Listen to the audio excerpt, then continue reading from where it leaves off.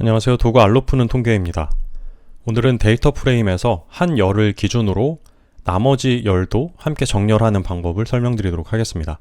네, 오늘 사용할 데이터는 CO2라는 내장 데이터입니다. CO2 데이터를 입력하게 되면 이렇게 5개의 열이 있죠. 그래서 변수가 총 5가지인 거고요. 이 중에서 이 CONC라는 변수를 기준으로 정렬을 하도록 하겠습니다.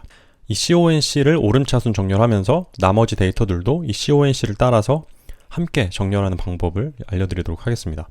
먼저 이 내장 데이터는 설명을 볼 수가 있습니다. 물음표를 입력하고 CO2를 입력을 하게 되면 내장 데이터에 이 설명이 나옵니다.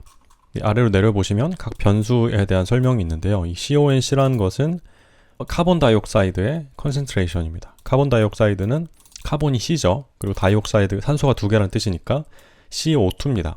그래서 카본 다이옥사이드는 이산화탄소고요. 이산화탄소의 농도 데이터입니다.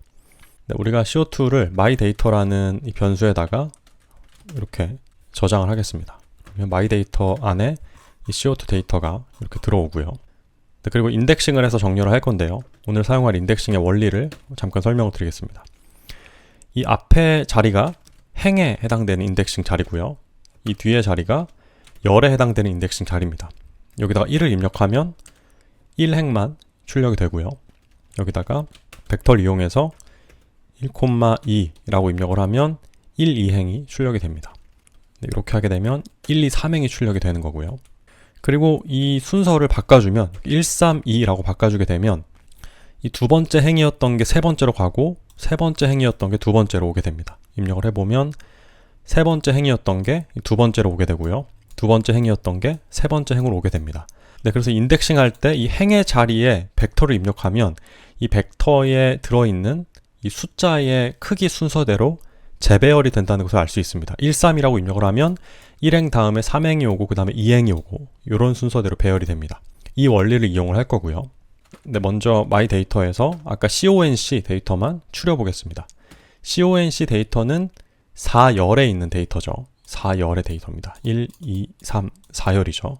콤마 4라고 이렇게 입력을 하면 얘가 이제 CONC 데이터만 추려지는 겁니다.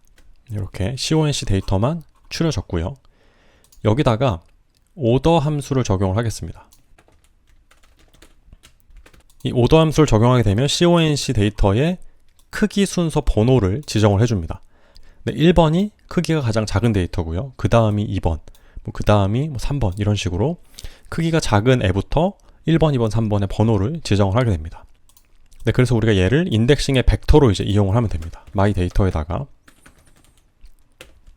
요 행의 자리에 위에서 만든 CONC를 넣게 되면 이 CONC의 이 순서대로 행이 재배열이 되는 겁니다.